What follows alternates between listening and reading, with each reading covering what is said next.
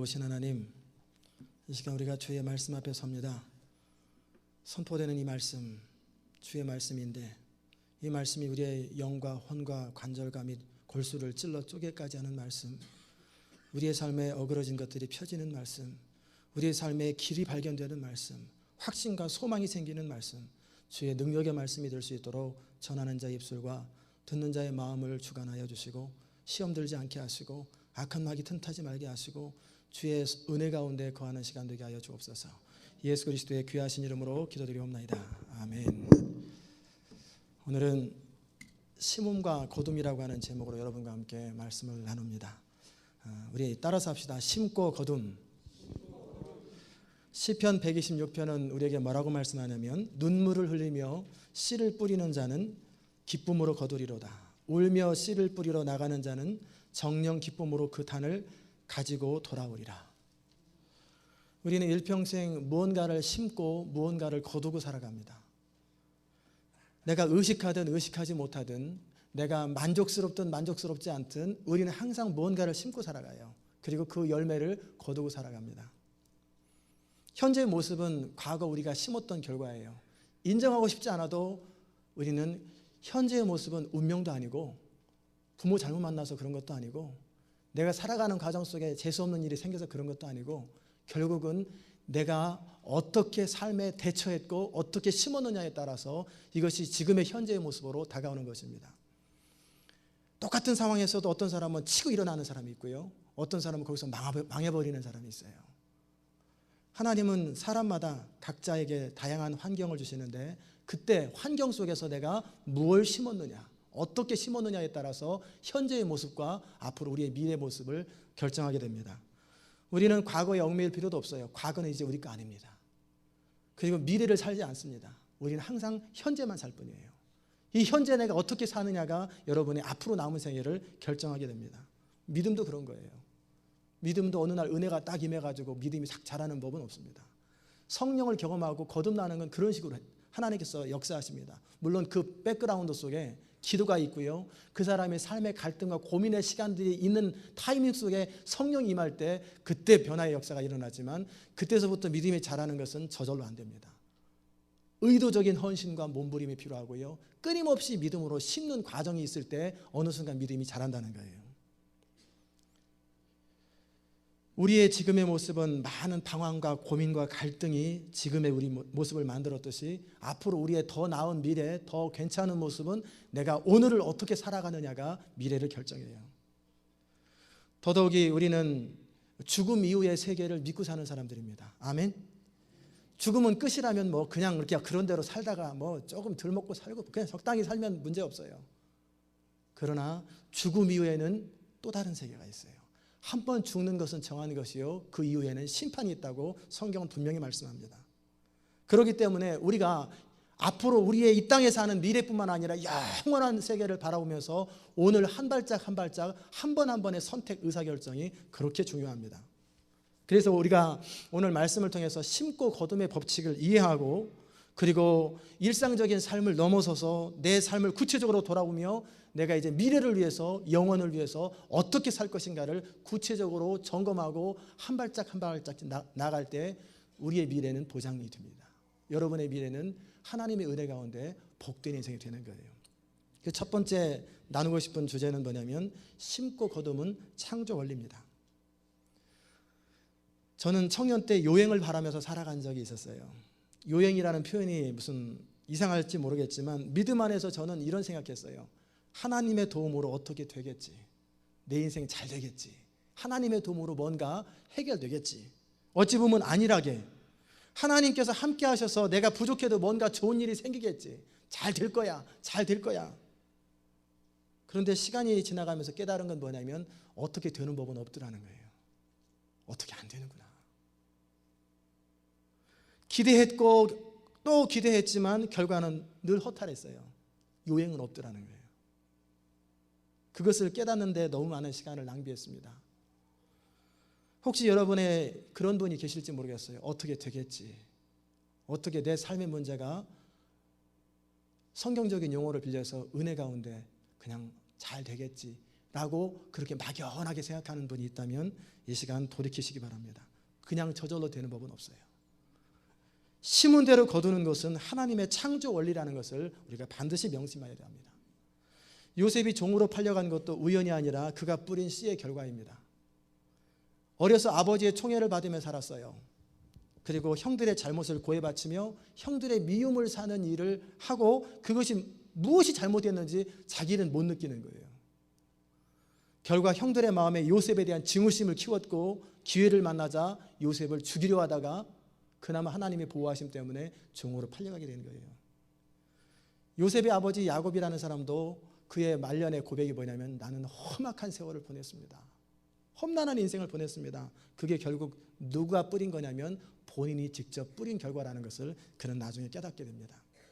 형을 속이고 장자권을 빼앗았기 때문에 가족과 헤어져야 됐고 어머니와 짜고 아버지를 속여서 축복을 받아낸 결과 사랑하는 어머니와 20년 동안 결별하는 헤어져서 만날 수 없는 그런 초라하고 안타깝고 고통스러운 인생을 보낸 거예요. 믿는 사람이나 믿지 않는 사람이나 동일하게 공통적으로 적용되는 건 뭐냐면 창조의 원리예요. 심은 대로 거두는 것은 모든 사람이 공통적으로 동일한 것입니다. 이 땅에서 성실하고 열심히 살아가는 사람은 믿는 사람이든 믿지 않는 사람이든 성공의 열매를 거둡니다. 반면 이 땅에서 아니라고 게으르게 살아가는 사람은 실패와 그 열매를 반드시 거두게 됩니다. 이것은 하나님께서 이 땅에 내린 창조 질서예요.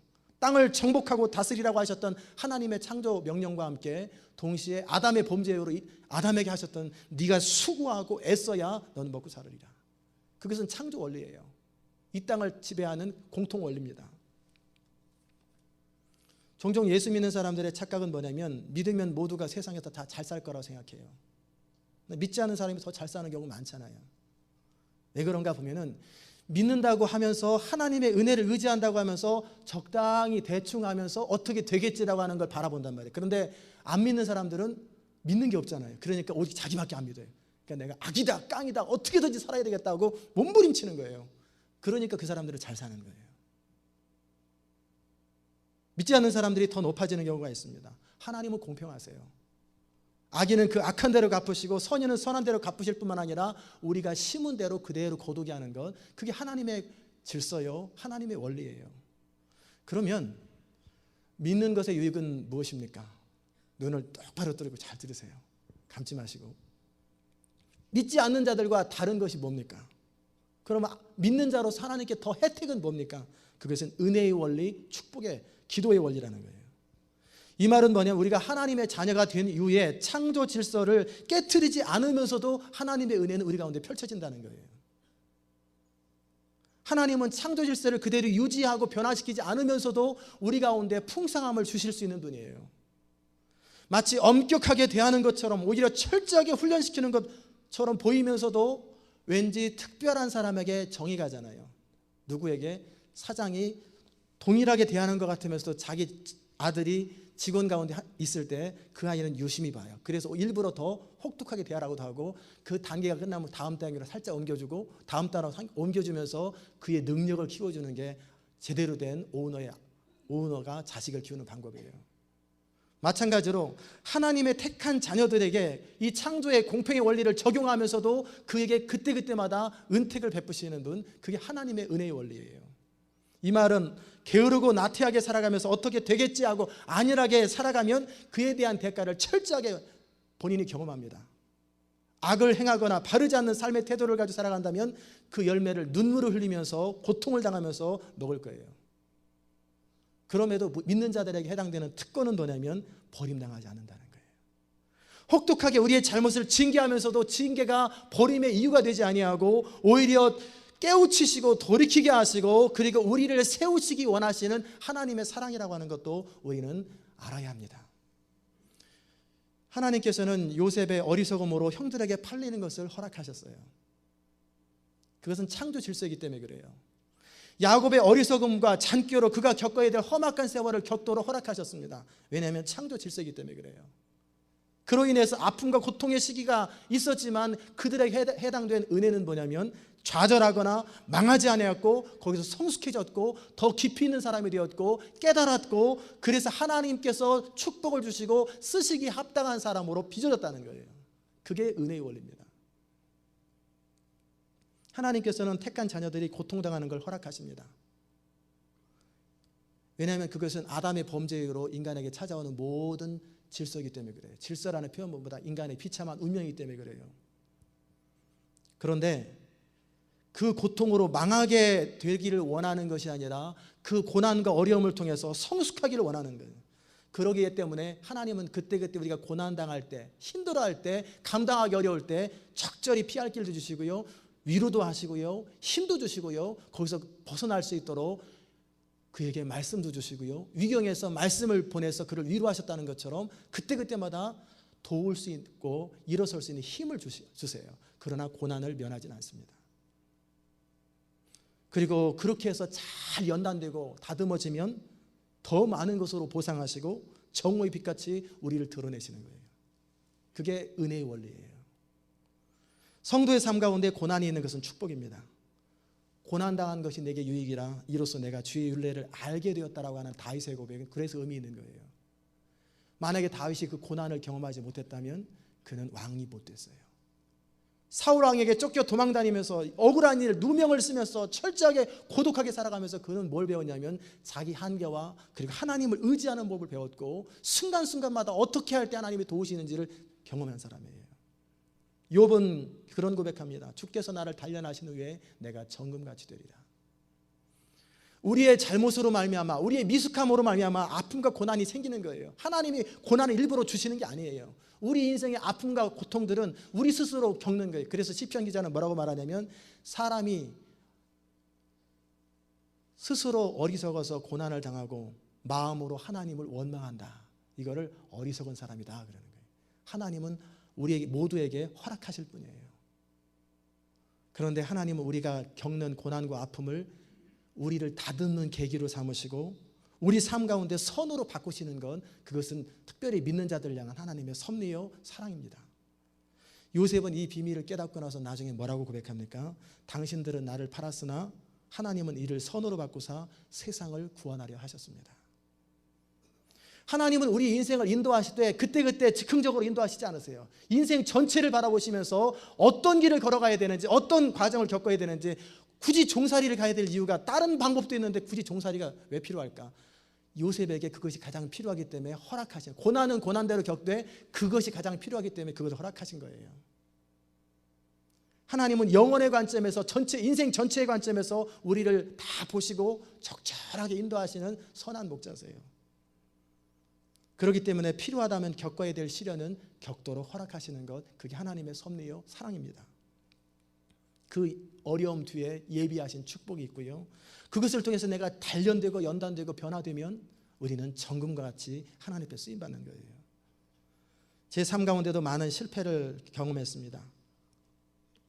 많은 거절을 당했습니다. 그때는 원망스럽고요, 빨리빨리 인생 문제를 해결하지 않으시는 하나님이 왜 이렇게 야속한지 그런 서운함이 있었어요. 그런데 시간이 지나가서 나중에 다 돌아볼 수 있는 마음의 여유와 어떤 영적인 그런 시각이 생기고 나서 뭘 깨달았냐면 내가 그렇게 많은 실패와 거절을 당한 것은 내 잘못이구나. 내가 어리석어서 겪었던 고난이었구나. 그걸 깨달았어요. 그런데 하나님께서는 그것을 선으로 바꾸셔서 뭘 저로 배우게 하냐면 이 인생길이 나에게 있지 아니하구나. 또 저 자신의 부족함과 무력함을 깨달아 하나님 의지하는 계기를 삼으셨어요. 정말 중요한 것이 뭔지 바라볼 수 있는 시각을 열어주셨어요. 겸손하게 하나님 의지하는 걸 배우고 하나님께 항복하며 기도하고 기대할 때 제가 부족하여서 잃어버린 것들을 오히려 사용하셔서 더 좋은 것을 얻게 되는 축복을 주시는 분, 신실하신 하나님을 저는 경험했어요. 그래서 제가 목회하는 거예요. 그래서 지금의 가정의 축복을 누리는 것이고 그로 인해서 하나님을 더욱 의지하는 계기를 삼으신 거예요. 이건 축복입니다. 저의 무능함과 안일함이 저의 삶에 수많은 실패와 아픔을 초래했어요. 그런데 하나님은 저를 버리지 않으셨고 저를 다듬는 계기로 삼으셨다는 것입니다. 그 하나님은 동일하게 여러분의 삶 가운데도 역사하시는 분이심을 믿으시기 바랍니다. 저는 여러분이 헷갈리지 않았으면 좋겠어요. 하나님을 믿는다고 창조 질서가 바뀌지 않아요. 하나님의 자녀이기 때문에 하나님 오히려 더 엄격하고 정확하게 다듬으신다는 것을 우리는 깨달았으면 좋겠어요. 그것마저도 사랑이라는 것을 알았으면 좋겠어요. 그런데 우리는 연약하기 때문에 그냥 소프트 러브, 엄한 사랑보다는 부드러운 사랑을 늘 좋아하잖아요. 그러다 보니까 변화가 안 돼요. 훈련이 안 되고 다듬어지지가 않아요. 하나님은 우리에게 은혜의 원리와 함께 기도의 축복을 주셨습니다. 그런데 정말 기도가 뭔지 아세요? 기도는 어떤 하소연이나 바람이 아니에요. 많은 사람들이 응답받지 못하는 기도하는 이유가 뭐냐면 내 마음의 안타까움과 하소연들을 앓으면 응답될 줄을 생각하는데 응답 안 됩니다. 진정한 기도는 뭐냐면 내 한계를 깨닫고 나의 무력함 속에서 확실하게 항복한 상태에서 주님 앞에 나아가는 거예요. 안일함과 게으름과 기도는 어울리잖아요. 아무것도 하지 않으면서 그저 기도한다고 하나님이 절대 안 들어주십니다. 진정한 기도는 최선을 다해보는 거예요. 최선을 다했지만 안 되는 나의 한계를 바라보면서 깨어진 마음으로 주님 나는 안 되네요. 어떻게 하면 좋을까요? 그때 드려지는 항복의 기도가 진짜 기도예요. 그때 하나님은 역사하시고 내가 그때까지 너를 기다렸다. 네가 진심으로 깨어진 마음으로 너 내 앞에 설 때까지 나는 너를 오랫동안 기다리고 참았다. 그게 기도예요. 여호와의 눈은 온 땅을 두루 감찰하사 전심으로 자기를 향하는 자를 위하여 능력을 베푸신다고 그랬는데 전심으로 하나님을 향하는 마음이 뭡니까? 그것은 최선을 다해본 사람들이 드릴 수 있는 마음이에요. 자신의 모든 것을 쏟아도 되지 않음을 깨달을 때 사람은 겸손해집니다. 힘으로 되지 아니하고 능으로 되지 아니하고 정말 아무리 몸부림쳐도 해결되지 않는 인생의 문제 앞에서 드디어 처음으로 나를 불쌍히 여기소서 항복하는 마음이 되고 그때 기도가 그게 진짜 기도고 그 기도가 응답되는 거예요. 자신의 모든 것을 쏟아보지 않은 사람은 어느 정도 기대하면서 유행을 기다립니다. 그리고 응답이 안 되면 기도 응답 안 된다고 기도를 안 합니다. 그러나 자기 최선을 다해본 사람, 여러분의 인생의 삶의 부분에서 최선을 다해본 사람, 그래도 안 되는 한계를 경험할 그때에 하나님께 나아가되 전심으로 나가는 거예요. 이런 사람은요, 기도할 때 결사적으로 합니다. 그냥 기도하는 흉내를 내는 게 아니라 주님께서 박대하시고 들어주지 않으면 난 대안이 없습니다. 주님 외에는 소망이 없습니다. 야곱이 야복강에서 씨름하는 것처럼 결사적으로 나가요. 목숨 걸고 기도합니다. 그런 사람들은. 그래서 응답받는 거예요.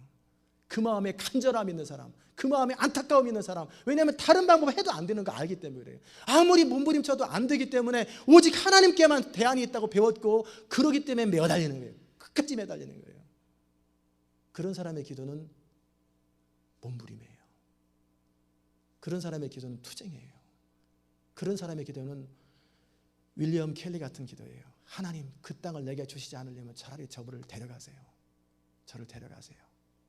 빌리 그레이엄 목사님의 기도는 그의 30대 무슨 기도를 하셨냐면 예배 때마다 성령의 기름 부음을 주시지 않고 제가 말씀을 전할 때 성령의 임재가 없는 그런 예배 전 드리고 싶지 않습니다. 그러더니 저를 데려가세요. 저를 죽여주세요. 그렇기 때문에 빌리 그레이엄이 나오는 거예요. 우리의 기도는 거기까지 가야 돼요. 그게 응답받는 기도요. 그게 기도의 축복입니다. 그런 측면에서 보면 기도도 심고 거둠의 원리잖아요. 그만큼 기도를 심었기 때문에 그만한 응답의 축복을 경험하는 거예요. 이 땅에 사는 동안에 우리가 심고 거둠의 창조 원리를 무시하면 안 됩니다. 오히려 그 원리를 잘 사용해야 돼요. 파도를 거스르면 안 돼요. 파도를 타는 법을 배워야 돼요. 그러기에 지혜로운 청지기처럼 우리는 심어야 되고 심은 만큼 우리는 거두는 축복, 그 하나님의 은혜를 받아 누리게 될 것입니다. 두 번째는 심되 어떻게 심어야 되냐면 영원히 남는 것을 위해서 심는 거예요. 오늘 읽었던 사도 바울의 그 고백은 또 선포는 심고 거둠의 원리를 잘 나타냅니다. 우리는 이 땅에서 승부를 다 보는 사람이 아닙니다. 그리고 하나님은 이 땅에서 우리의 모든 것을 다 보상해 주시지 않으십니다. 물론 하나님께서 이 땅에서 보상해 주십니다. 그리고 이 땅에서도 우리가 심은 대로 보상을 받을 수 있도록 하나님은 약속하셨어요. 그러나 더 많은 보상은 영원한 나라에 있다는 것이에요. 마가복음 10장에 보면 뭐라고 말씀하셨냐면 내가 진실로 너에게 이르노니 나와 및 복음을 위하여 집이나 형제나 자매나 어미나 아비나 자식이나 전토를 벌인 자는 금세에 있어 집과 형제와 자매와 모친과 자식과 전토를 100배나 받되 핍박을 겸하여 받고 내세에 영생을 받지 못할 자가 없느니라.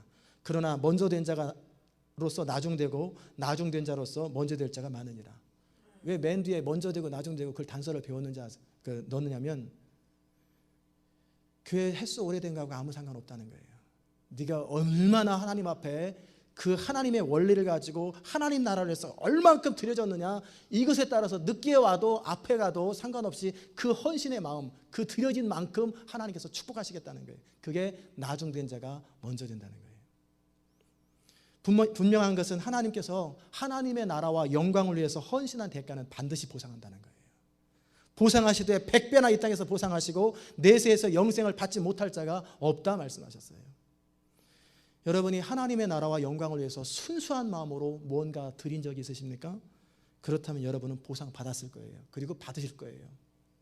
자기 만족을 위해서 드리는 사람, 자기 한 일을 다른 사람에게 은근히 알려가지고 스스로 자기 만족을 취하는 사람 보상이 없습니다. 이미 보상을 받았어요. 여러분이 물질로 축복을 받기 원하시면 물질을 심으세요. 하나님께 물질에 인색한 사람은 물질의 축복은 못 누립니다. 많이 심으세요. 또 인간관계에 있어서도 사랑을 심으세요. 그러면 어느 날 반드시 보상을 받습니다. 전도서 11장 1절에 보면 뭐라고 기록하냐면 너는 네 식물을 물 위에 던지라 여러 날 후에 도로 찾으리라. 물 위에 던지는 식물이 낭비처럼 보입니다. 그러나 여러 날 뒤에는 도로 찾게 된다는 거예요. 그렇다고 실제 하수구나 강물에 여러분의 밥을 던지라는 그 얘기가 아닙니다. 다시 돌아올 수 없어 보이잖아요. 물이 흘러가니까 안 돌아올 것 같아요.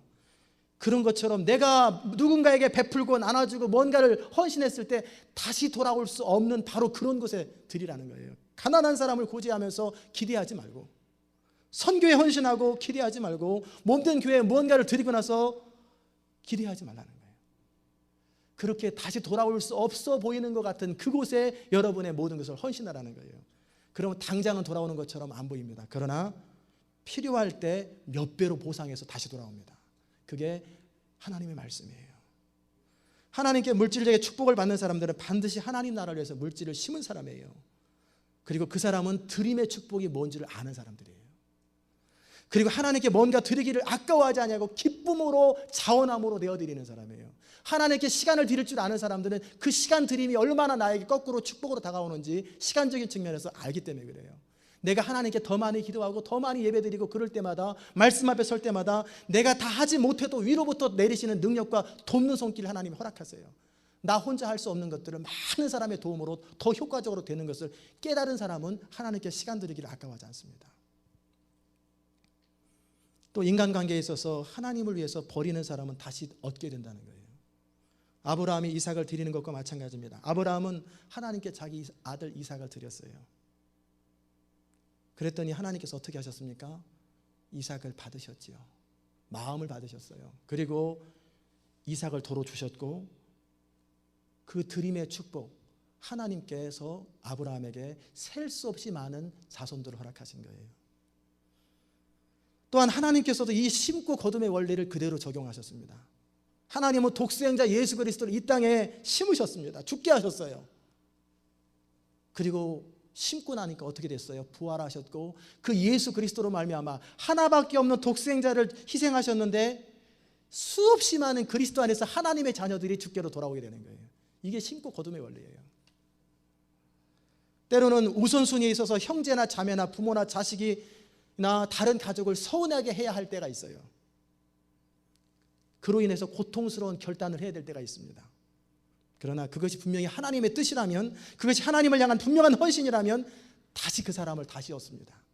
당장은 서운한 것 같아도 다시 화해가 이루어지고 당장은 서운한 것 같아도 그 사람이 결국 축복으로 돌아온다는 것을 우리는 깨달아야 합니다. 사도 바울은 우리에게 그 심고 거둠의 법칙을 이제는 한 걸음 더 나가서 영혼의 관점에서 보여주십니다. 그는 창조의 원리를 그대로 자기 온몸으로 실천한 사람이에요. 하나님의 나라와 영광을 위해서 그는 온전히 헌신하였고 그가 살아가는 동안에도 그 대가를 받았고 영원히 그 대가를 그는 누렸습니다. 사도 바울은 물질이나 명예를 원하지 않았어요. 그런데 그는 물질적인 측면에서도 많은 물질을 관리하고 선교하고 다스리는 그런 특권을 받았어요. 사도 바울이 선교하면서 가난하고 어려운 순간들이 있었습니다. 그러나 그가 항상 물질이 없었기 때문에 그런 거 아니에요. 스스로 자족하기를 배웠기 때문에 그러는 거예요. 많은 물질의 헌금을 받았고 그 물질을 교회를 세우고 선교하는 일에 보내고 나눠주고 하는 일을 사도 바울이 감당했어요. 사도행전 24장에 보면은 벨릭스라는 총독의 이야기가 나오는데 재미난 이야기가 나와요. 바울을 감옥에 가둬놓고 그를 종종 불러요. 그리고 그에게서 메시지를 듣습니다. 그런데 성경은 뭐라고 기록하냐면 사도 바울이 전하는 메시지를 들으면서 두려워하면서도 그것을 들어요. 그런데 반면에 또 다른 속셈이 있어요. 이태 동안을 2년 동안을 가두면서 사도 바울이 나올 때마다 혹시 고통스럽고 힘들면 자기한테 물질을 줄까 봐. 만약에 사도 바울이 돈 하나도 없는 알거지라면 왜 그런 기대를 하겠어요. 그러나 사도 바울의 말 한마디면 많은 교회에서 또 같이 동역하는 사람들이 얼마든지 돈을 보낼 수 있어요. 그걸 알기 때문에 벨릭스가 그를 가둬놓고 종종 부르고 계속 주나 계속 저울질하는 거예요. 그 말은 사도 바울이 오히려 가난에 처했는데 그의 물질을 사용하는 면에서는 많은 물질을 선교하고 다스리고 관리하는 사람으로 살았다는 거예요. 바울은 명예를 원하지 않았습니다. 그런데 수없이 많은 사람이 바울을 사랑했어요. 그리고 바울을 위해서라면 눈이라도 빼어주고 목이라도 내어줄 만한 사람들이 줄줄이 섰어요. 그리고 기독교 2000년 동안 참으로 많은 사람의 존경과 사랑을 받았고 그는 영원히 남는 인생을 살았어요. 그게 명예가 아니고 무엇이겠습니까? 바울은 모든 면에서 자유한 사람이에요. 모든 것을 가진 사람이나 그 모든 것을 누리지 아니하고 그 그리스도의 자유와 특권을 마음껏 활용했던 사람들이에요. 한 단계 더 나가 우리는 이 영혼의 관점에서 하나님 나라를 위해서 심는 것이 뭔지를 배워야 합니다. 사람들은 질문하기를 우리가 나중에 하나님의 나라에 어떤 모습으로 가느냐, 부활한 모습이 어떠냐, 그 질문을 바울에게 했을 적에 바울이 오늘 읽었던 아직 못 읽었는데 35절부터 58절에 우리가 장차 어떻게 변화될 것인지 정확하게 기록하고 있습니다.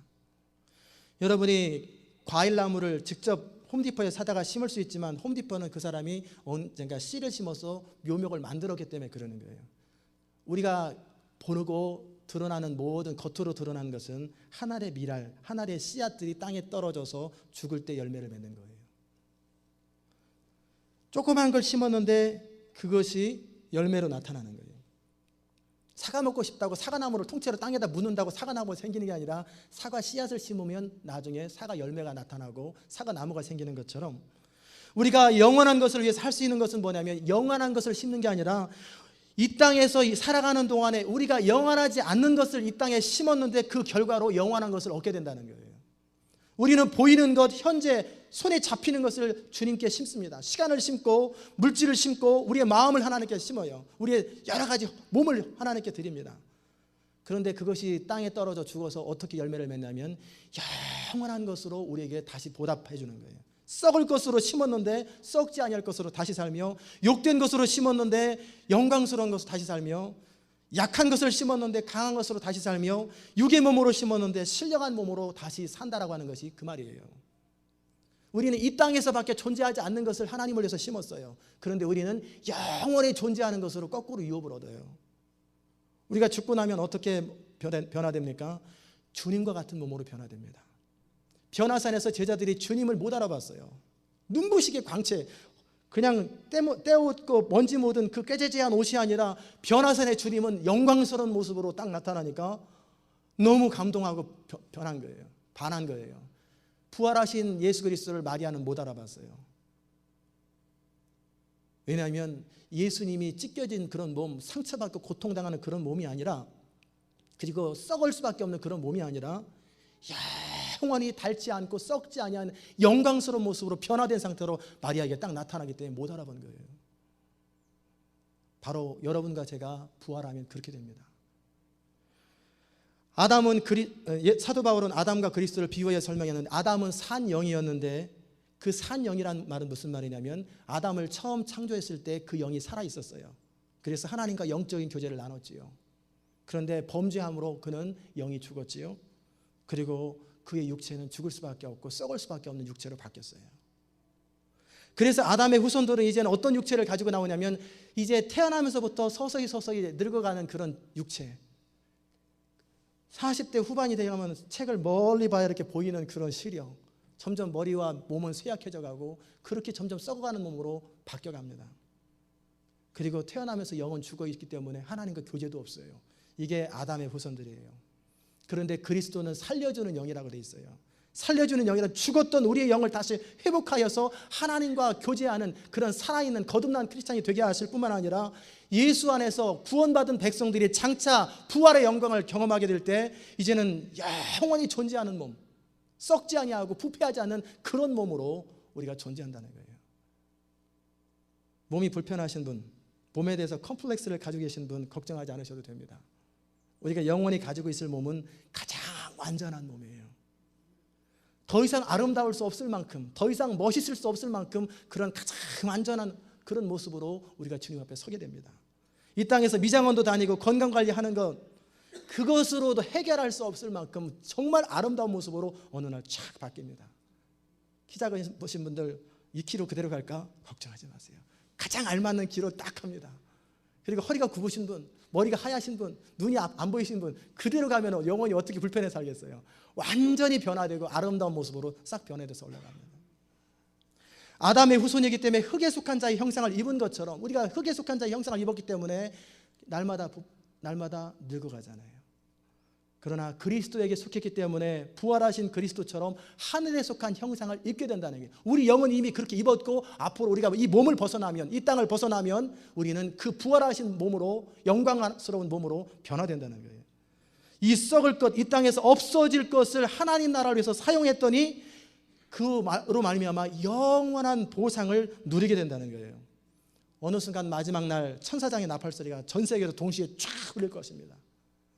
그럴 때 먼저 될 일이 뭐냐면 죽은 사람들이 무덤에서 도로 나타나요. 화장해서도 상관없어요. 하나님은 무에서 유를 창조하시는 분이시기 때문에 화장해서 땅에 다 썩어서 없어져도 짐승이 먹어서 가스로 뗐다 할지라도 상관없어요. 다시 부르시면 다시 다 재생돼서 나옵니다. 완전한 몸으로. 그리고 그때까지 살아있었던 사람들은 산채로 공중에 올라가요. 아담의 범죄 이후에 사망이 우리를 다스리고 왕노릇합니다. 그래서 인생이 힘들고 고통스럽고 아프고 그렇게 되는 거예요. 아담의 범죄로 말미암아 인생에 비참함이 찾아오는 거예요.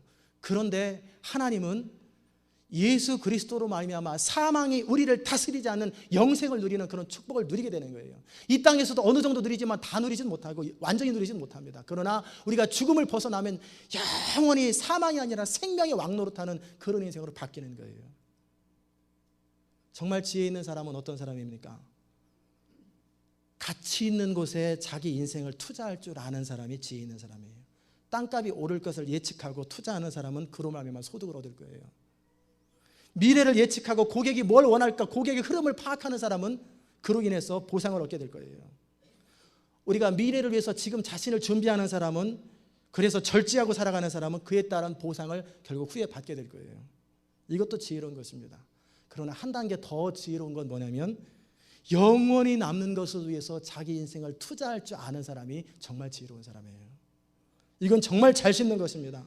우리가 수고하고 심어서 그 열매를 거두되 다 거두지 아니하고 그것을 다 누리지 않고 영원한 나라를 위해서 다시 투자하는 거예요. 물질 관리하는 사람이 돈을 투자하고 나오는 이자 가지고 또 투자하고 나오는 계속 복리자로 투자하면 엄청나게 늘어나잖아요. 우리 집사님 가운데 그런 일 하시는 분이 계시는데 200불씩 300불씩만 투자하면 30년 지나가면 엄청나게 늘어난다지. 이자를 또 투자하고 이자를 또 투자하고 계속 투자하는 거예요. 그러면 엄청난 부가 형성되는 거 우리가 다 알잖아요. 근데 하나님의 원리는 그 이상입니다. 우리가 잘 생각해야 돼요. 저는 종종 무슨 생각하냐면 사도 바울과 저를 비교할 때 누가 더 상급이 크겠는가 물어보나 마나지요. 저는 사도 바울이 헌신이 부럽습니다. 그러나 저는 이미 결혼도 했어요. 저는 이 땅에서 많은 것들을 보상받고 살아갑니다. 누리고 살아가요. 그런데 앞으로 제 삶은 이미 제가 믿음으로 심고 하나님의 은혜 가운데 살아서 보상받았던 것들 다 누리지 않을 작정이에요. 필요한 만큼만 누리고 나머지는 다시 심을 생각이에요. 다시 심고 다시 심고. 하나님께서 우리에게 이 땅에서 우리가 심은 대로 보상을 하시지만 이 보상을 다 도로 이 땅에서 누리는 것이 아니라 다시 하나님 나라에서 또 심는 거예요. 또 심는 거예요. 또 더 큰 보상이 오면 또 심고 하는 거예요. 그게 정말 아름다운 투자예요.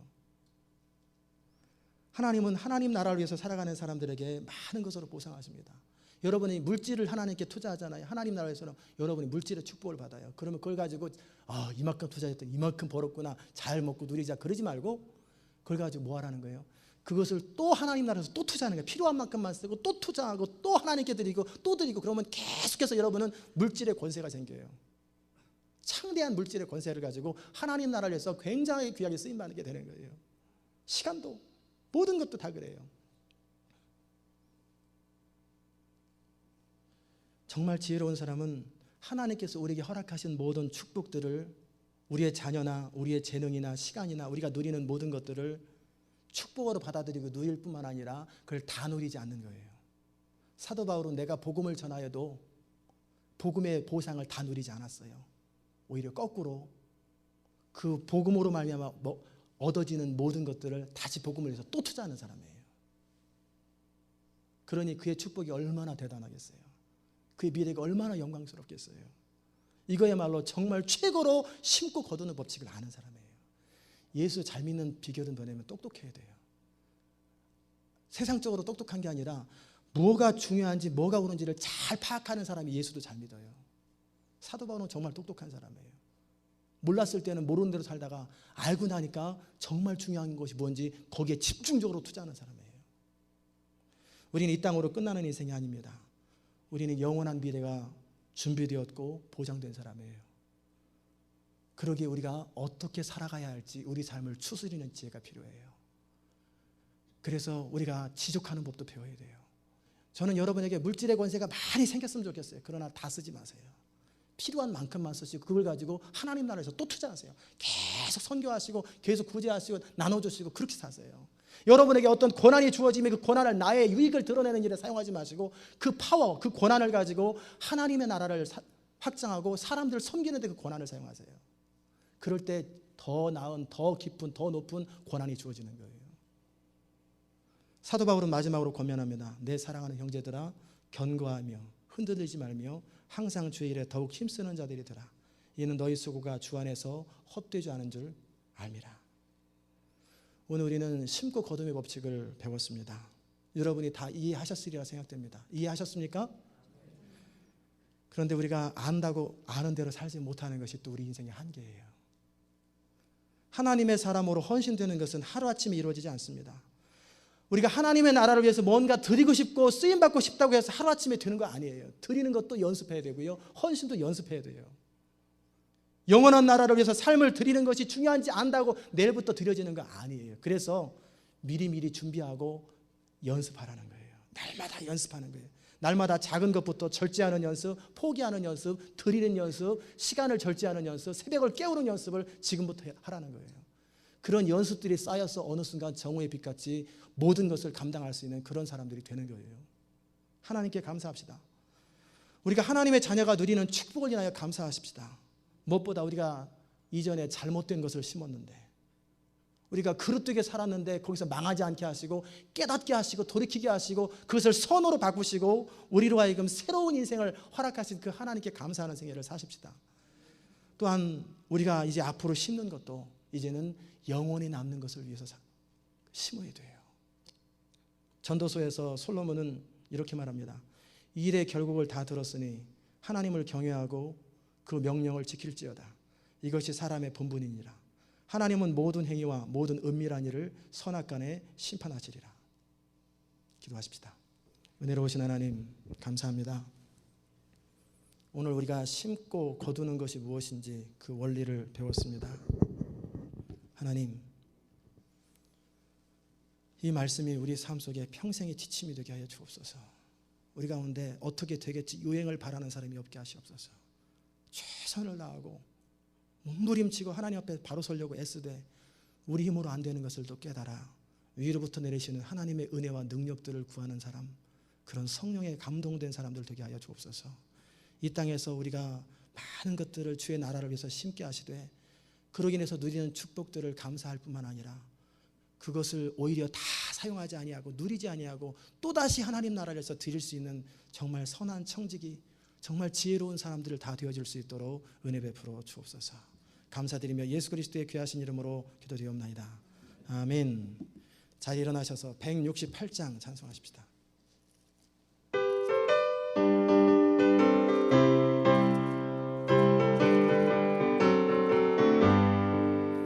하나님 하나님의 나팔 소리 전지진동할 때에 예수 영광 중에 구름 타시고 천사들을 세계 만국 모든 곳에 보내어 구원 얻은 성도들을 모으리.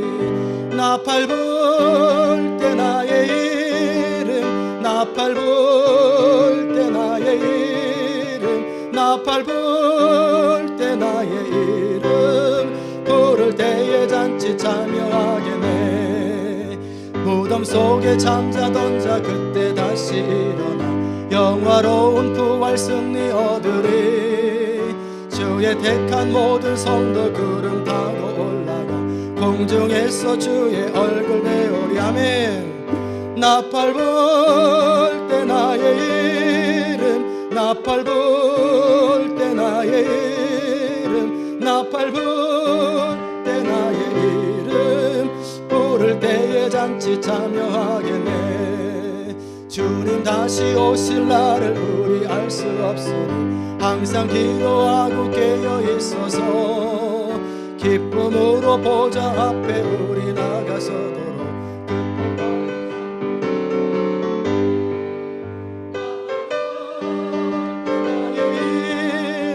나팔 불 때 나의 이름, 나팔 불 때 나의 이름, 부를 때에 잔치 참여. 우리 3절 다시 한번 부릅시다.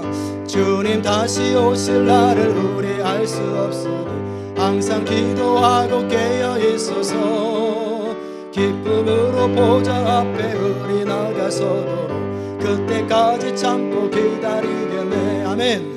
나팔 불 때 나의 이름, 나팔 불 때 나의 이름, 나팔 불 때 나의 이름, 부를 때에 잔치 참여하겠네. 아멘.